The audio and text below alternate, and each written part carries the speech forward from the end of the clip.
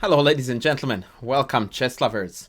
In today's video, I'm going to teach you a method that is going to make you a more effective and more confident endgame player. This method I like to call thinking big. Thinking big means looking for and creating long-term plans in the endgame. The reason why it is actually something that deserves to be highlighted is because for the first time in a game of chess, you are actually allowed to, in fact, encouraged to think big, simply because the chances that your opponent will have meaningful counterplay, potential counterattacks, chances to change the structure, and so on, far less likely than in any earlier phases of the game. So think big, create a big overarching plan, and try to execute it. This is the big idea of thinking big. Let's see how it's done in the game environment. The first example is actually an extract from a game of mine that I played a couple of months ago online. In this position, white is a pawn down, and it's actually easy to misevaluate the position based on that, but in fact, white is actually winning this endgame despite of the material deficit. Now, the correct method here to play this endgame is think big. Where do you want your pieces to be? And so when I played this game, my brain went like this. I want my king here. I want this pawn up here. And once I accomplish those two, I'm going to have the tactical strike of bishop h5. Now that right there for you is 6 moves. That is thinking big. Now that I have actually fabricated this plan, it's the time for me to check if black has any ways to actually interfere. And very often you will find in endgames that there isn't really a meaningful way to counter the plan. So I went king here, opponent went pass, I went king here, opponent came back. Note that the king has to stay here to cover both of these penetration points. So I went h4, again he had to pass, I went h5, he passed, I went h6, and mission accomplished 99%. And now after the next bishop move, I play this very clever tactical strike, bishop h5, which needed to be seen, by the way, in advance in order to make it a meaningful, thinking big, overarching plan. But that's what tends to be the case, that in the end you have a nice tactical finish. And now after takes g6, the pawn, either this or this one, marches in. Whereas if they do not react, I take this, and again, the pawn walks in. One last thought about this whole plan is that I need to point out to you that after h5 if takes, we just take the pawn, and now the penetration, via f7 is unstoppable, because if the king moves, I again can penetrate and start munching on the other side pawns. So that was one of my examples, but now I'm going to show you how to take thinking big in an entirely new level. This is a game played by the young Judit Polgar, and she just proposed the queen trade to her opponent, which was accepted, and so this endgame scenario occurred on the board.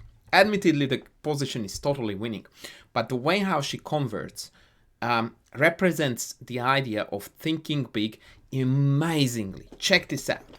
She says, okay, first I want rook in, then I potentially want both rooks on the c file. I then want to use this a4 move, exploiting the fact that these two are in a pawn fork distance away, and then push the pawn all the way down to a3, and then we will take it from there. So the game continues like so. Here, note that take is impossible due to the bishop hanging. Penetrates, pushes the pawn as per discussed, attacks, again take is impossible because of b3, and now we have got full paralysis. Yet, it's not so easy to see how we can now convert this position to a win, because the b3 pawn is not attackable, and the d3 pawn, whilst attackable, is protected safely. And then comes the great moment, which by the way is a core idea, or rather a sidekick of the idea of think big, which is the where would my pieces stand best? And so we have got best, pretty good in terms of location, awful. Where should this king be? Ta-da, baby, on d4. That's thinking big. So she devises a plan, which is basically this. Bang, bang, bang. and walks the king all the way to d4 to exploit the weakness of the d3 pawn.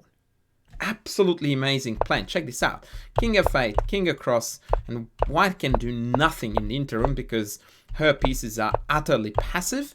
And upon the arrival of the king on d4, now a whole heap of tactical opportunities arose, of which the most notable one is the one that she executed in the game, and that is this beautiful liquidation into a winning pawn ending after take, take, take, take, take, and the rook fell off. So this was a multi-staged thinking big scenario, but you could see how amazingly well the think big combined with what I like to call wishful thinking concept works. All you needed to say was, oh man, I wish this king was here. And you go like, well, hang on, can I get there? Yep, it seems we can. Takes forever, but nothing white can do. So that is a beautiful, absolutely breathtaking idea that is an ultimate model and demonstration of the concept thinking big. My last example is probably the most difficult, which comes from a game that was played by a student of mine with black. His opponent just played here a4, and I started going through the game without knowing too much about it from this point, and I'm observing as the game progresses that very clearly, as I'm looking at the moves being played by black, I'm noticing a very apparent lack of plans. And in fact, here after the terrible knight b7, had white played bishop c6 followed by bishop d5, the tides would have turned entirely and white would have been winning. So I went, whoa, let's go back. Let's find a plan. And literally that's what I did when I went through with him this game. I went like, hold on a tick, let's craft a plan. And so again, wishful thinking, where do we want our pieces to be? Think big. I'm like, I want this knight here. And if you ask why, it's because that is the outpost square. That is a dark square, so the bishop can kick me out. And from here, the knight attacks a lot of things. It's just a beautiful square to be on for the knight. So I'm like, right, why don't we go f6, knight d8, knight f7, knight e5. Followed by rook h8, h5. And open up the h file and win the game there. And I checked with the engine afterwards, not that I like to do that most of the times with endgame scenarios like this, and turns out that this is the best plan. f6, king f2, knight here, king e2, knight f7, and the knight is ready to go in. Step 1 accomplished. A marvelously beautifully placed knight, attacking everything that we can ask for, in particular d3 and g4. But that's not the end. There comes the second part of the planning, which is that both of these rooks need an open file. And since there isn't one, we need to make one. And so the idea is rook h8, followed by h5, and the final phase of the plan, rook d6, rook d8, and double up on the h, and convert to a reasonably easy victory. So this is, ladies and gentlemen, how you think big in an endgame. Be open-minded. Try to let go of the habits of the middle games where you calculate move by move. First, make the big plan, and that's when you start calculating and figuring out whether it's actually something you can accomplish or not. And trust me when I'm telling you this, you will be surprised that far more often than not, you will be able to carry out long-term plans. Think big type of plans that will make you a better, more effective endgame player as promised in the intro. On that note, I will leave you with that now. Please do not forget to like, to subscribe, and I will see you in my next video. Bye.